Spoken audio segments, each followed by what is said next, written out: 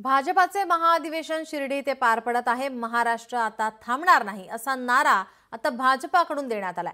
श्रद्धा आणि सबुरीचा नारा देणाऱ्या अधिवेशनाबाबत मंत्री जयकुमार रावल आणि माजी मंत्री बबनराव लोणीकर यांच्यासोबत बातचीत केली आमचे प्रतिनिधी चेतन ननावरे यांनी। पाहूया।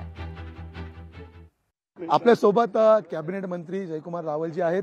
सर, श्रद्धा आणि सबुरीचा सल्ला या ठिकाणी आम्ही पाहायला मिळतोय।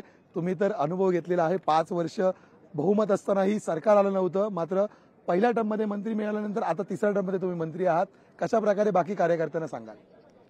आज आनंदाचा उत्साहाचा वातावरण आहे। महाविजयचा उत्सव आम्ही मनवतोय।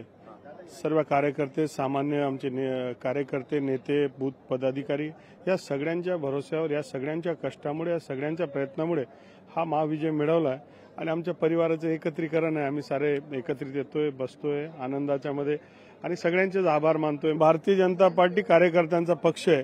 24/7 सामान्य लोकांसाठी काम करते। जसा कौल महाराष्ट्राच्या जनतेने विधानसभेत दिला तसाच कौल हा स्थानिक स्वराज्य संस्थेला जाईल।